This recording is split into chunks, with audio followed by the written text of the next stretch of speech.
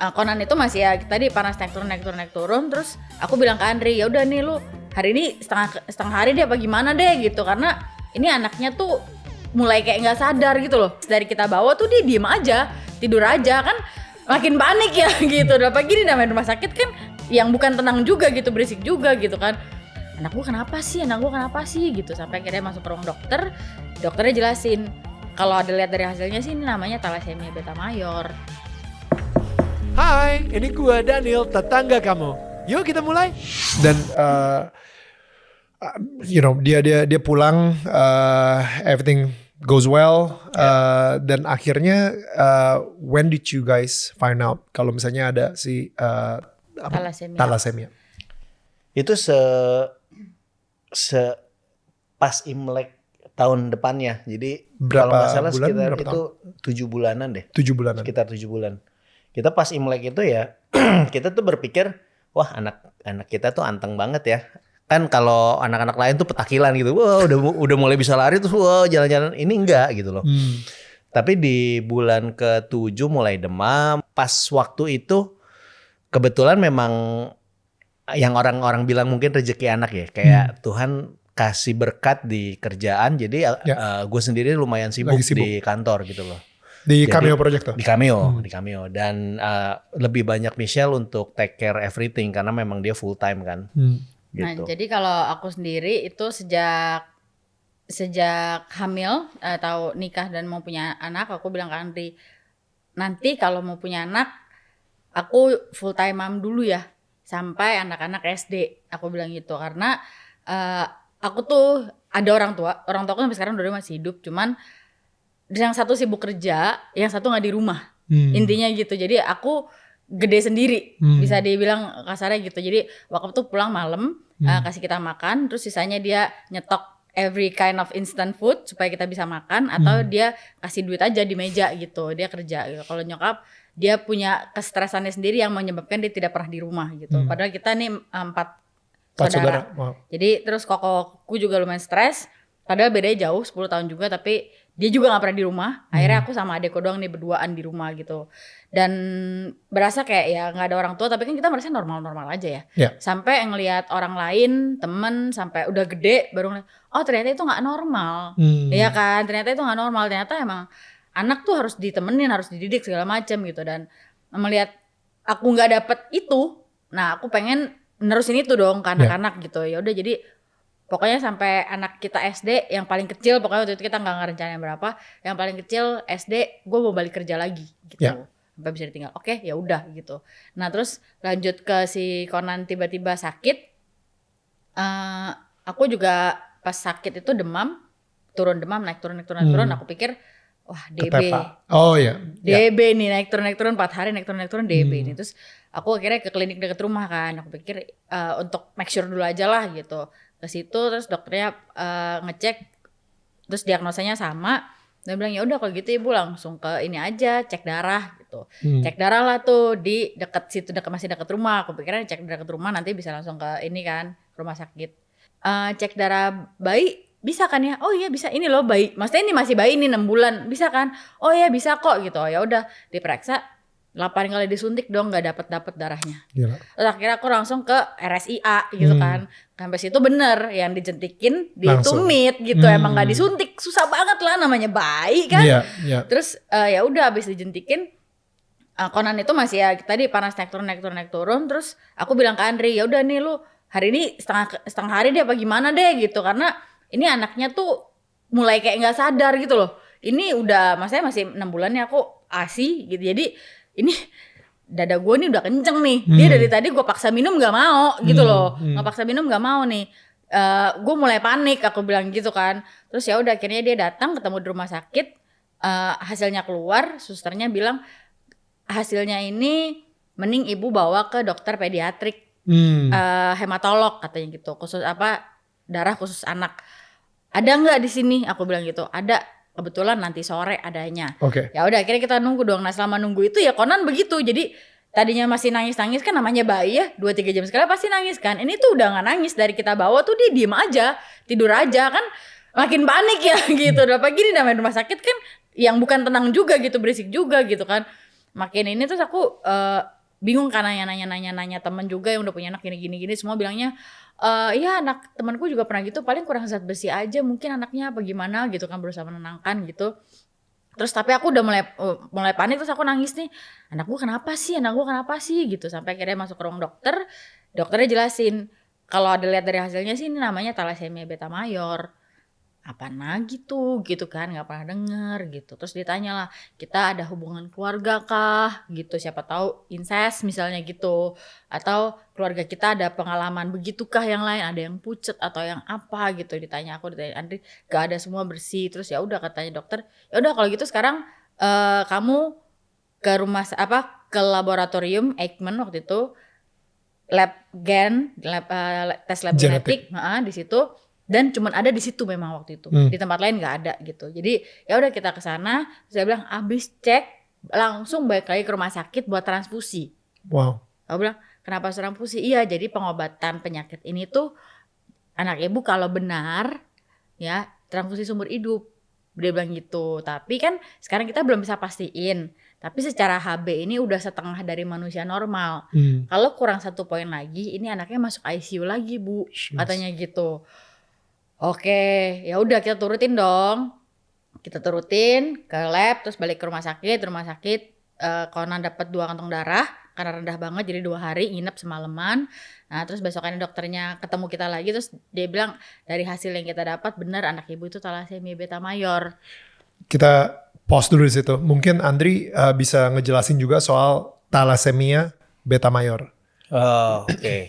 Ya intinya waktu kita dikabarin anak kalian harus transfusi darah seumur hidup, langsung jeger gitu kan, langsung shock lah kita. Transfusi dari darah kalian bisa atau? Bisa. Jadi lu bisa donor darah terus dan habis itu darahnya dikasih ke anak lu gitu? Bisa, memungkinkan apa enggak memungkinkan. Tapi kan kita juga mayor kan, minor juga kan. Jadi mungkin nggak sebagus itu. Oke. Terus faktornya banyak sih. Minor maksudnya lu sendiri juga ada gen thalassemia tapi minor, bukan? Karena kan penyebarannya tuh lewat memang kedua orang tua doang, karena ini genetik kan.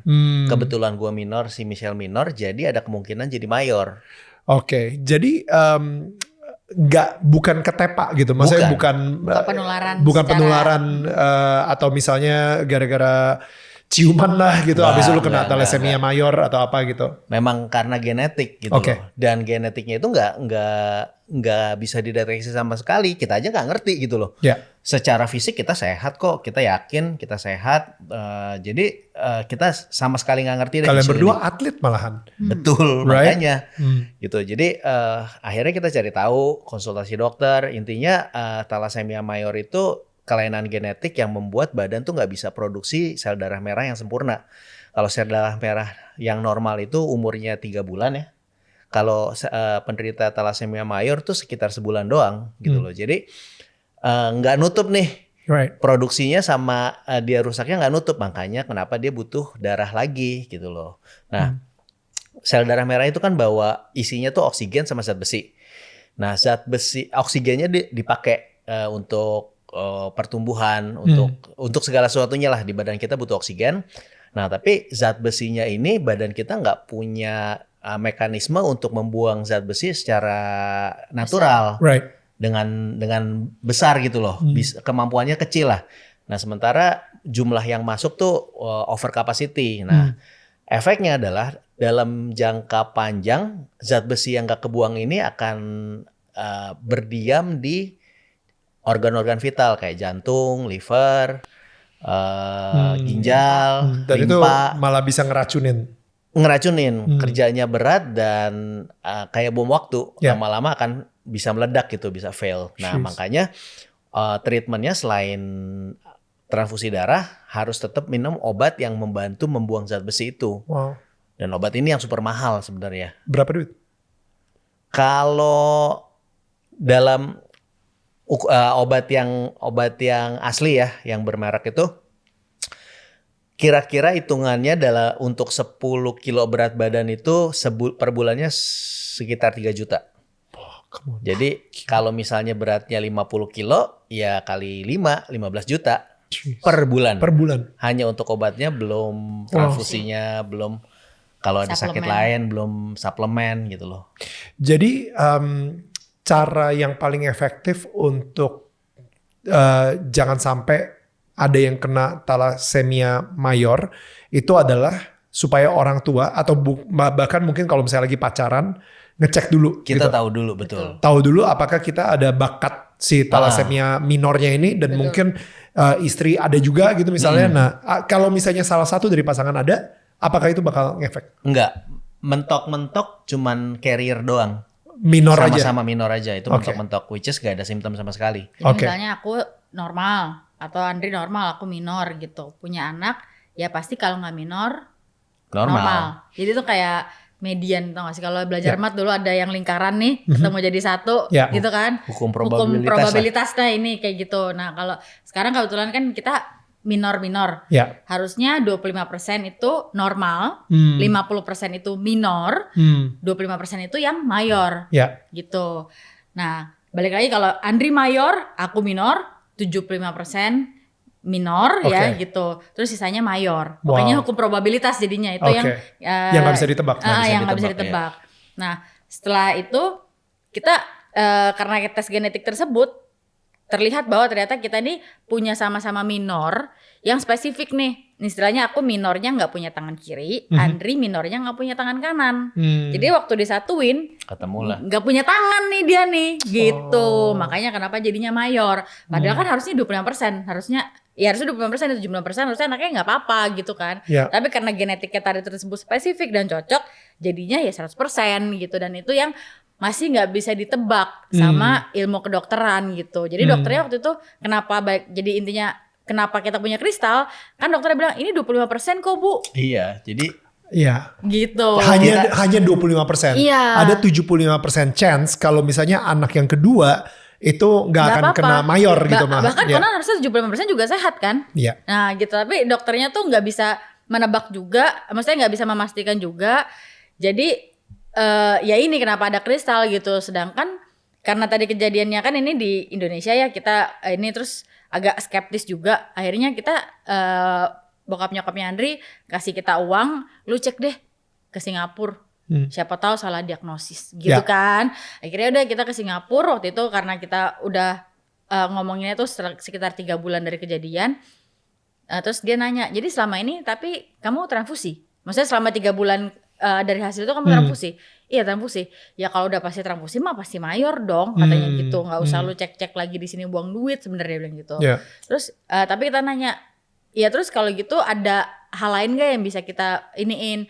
Nah dia kasih tahu ternyata di Singapura pun itu yang kayak kita nih minor ini tuh cukup tinggi. Dia bilang 2/3 rakyat Singapura tuh sebenarnya kayak kita. What? Minor? Tapi di sana itu udah diharuskan kalau mau menikah harus dicek. Oh, Gitu. wow. Jadi pilihannya kalau di Singapura mau nikah, nggak punya anak, ya. kalau ini ya, kalau Iya Kalau kalau sama-sama minor nggak punya Ya. anak, atau kalau mau punya anak bayi Bayi tabung yang sudah diseleksi gen. Wow. Jadi bukan bayi tabungnya. Oke, bayi tabung aja gitu. Iya, Enggak. Ini iya. dipilih jadi telur-telur yang terbaik aja yang dijadiin satu gitu, yang spesifik. Gila. Gitu. tapi itu jadi memungkinkan dan memastikan anaknya jadi sehat. Sehat, Gitu. iya. Makanya Singapura bilang kita sesial-sialnya itu setahun paling ada 1 atau 2 pasien aja. Wow. Gitu. Oke. Jadi mereka udah preventif banget Iya, gitu. iya. Terus sedangkan aku pas balik ke sini dokternya langsung terus dokter yang di Singapura bilang kalau mau ngecek lebih bagus lagi sebenarnya kamu harusnya ke Thailand ke dokter ini dia bilang Right. gitu.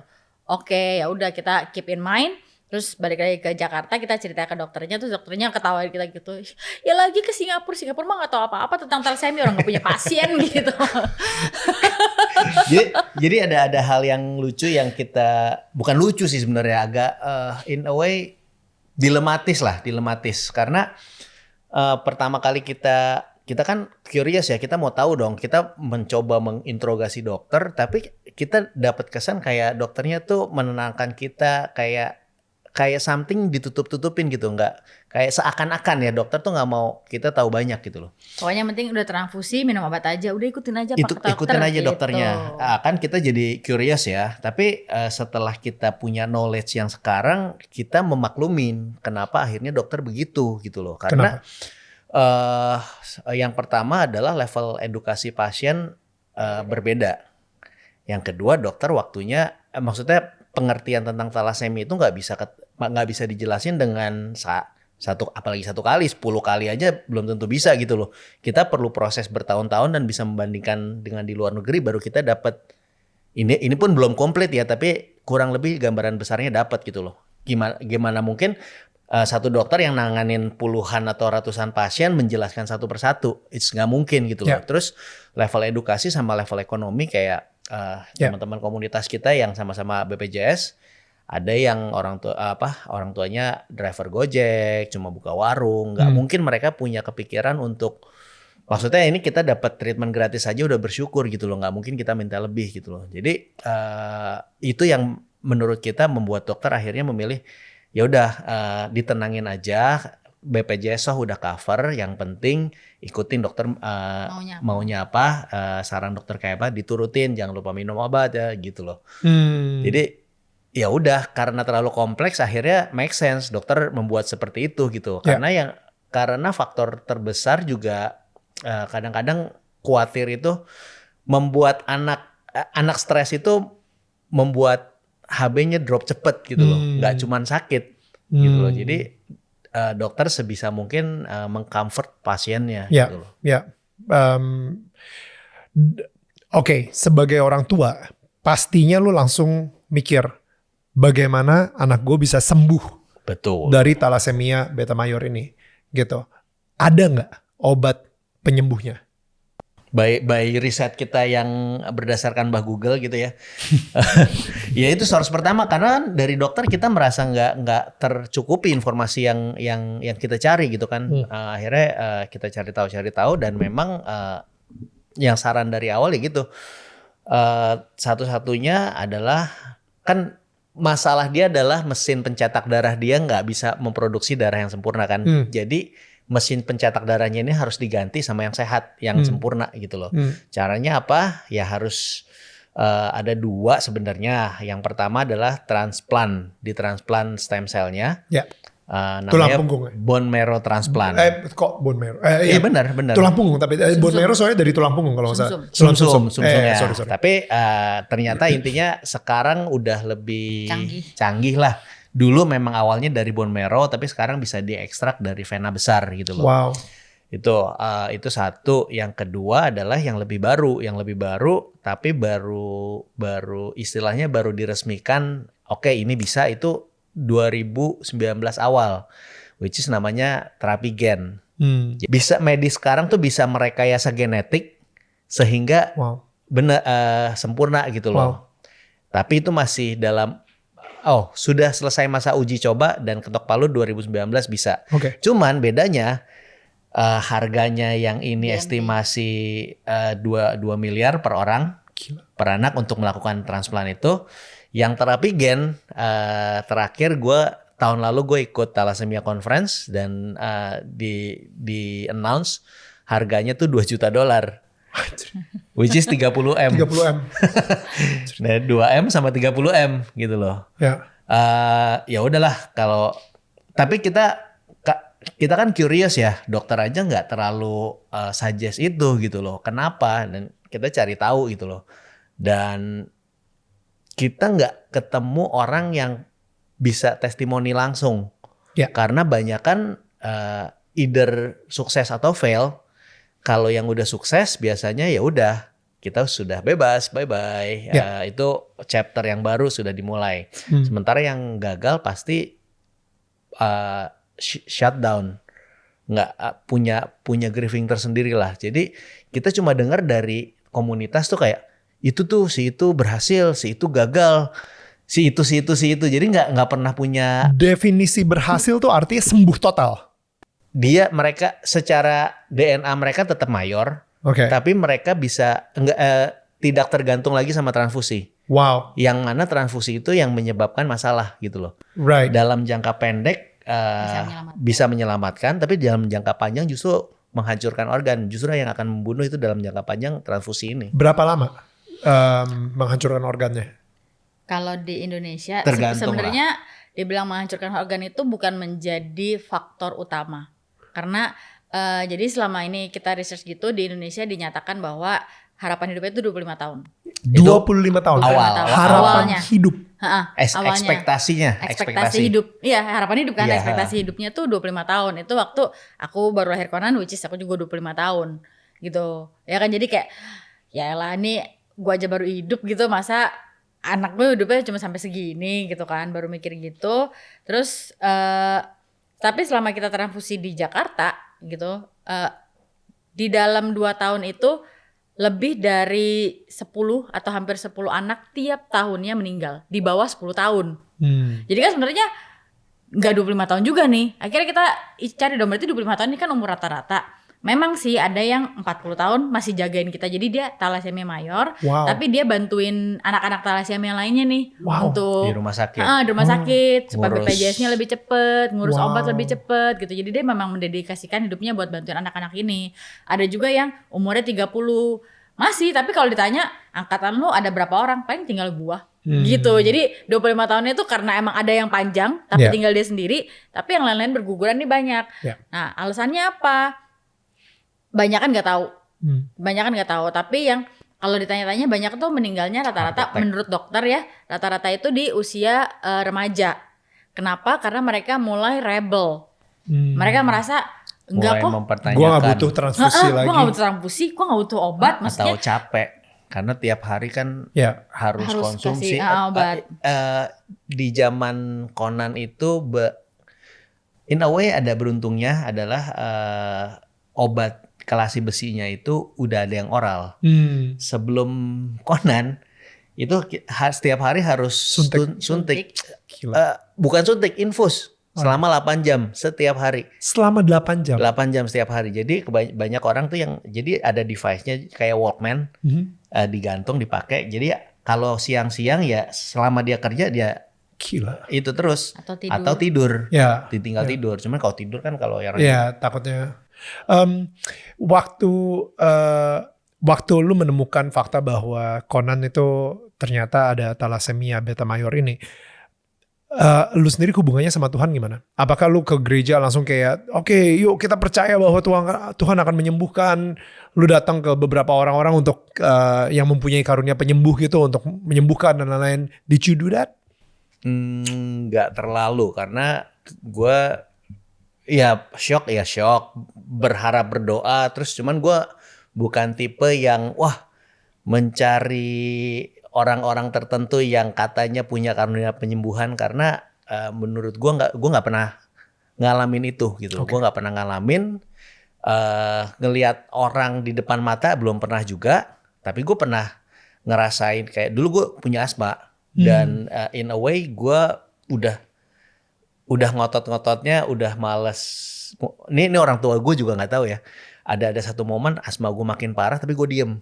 Gue berdoa aja, tapi gue diem. Gue nggak mau kayak udahlah gitu.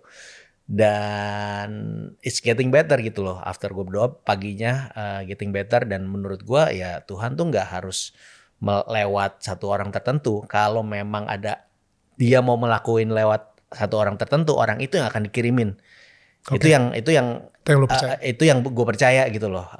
Jadi gue cerita apa enggak ya ke orang-orang terdekat, cerita. Terus tapi saat itu Michelle tuh nggak mau cerita karena ya pengalaman keluarganya dia sama pengalaman gue dalam berkeluarga tuh beda gitu loh. Jadi kalau gue lebih baik gue bercerita ke orang yang dekat, even kalau belum, gue tuh dari awal tuh udah punya mindset, mungkin karena cukup hidup dalam dunia content creator ya. Kalau ada sesuatu informasi yang penting lebih baik di share supaya nggak ada yang ngalamin gitu loh, nggak ada yang ngalamin lagi gitu. Tapi dia belum mau waktu itu.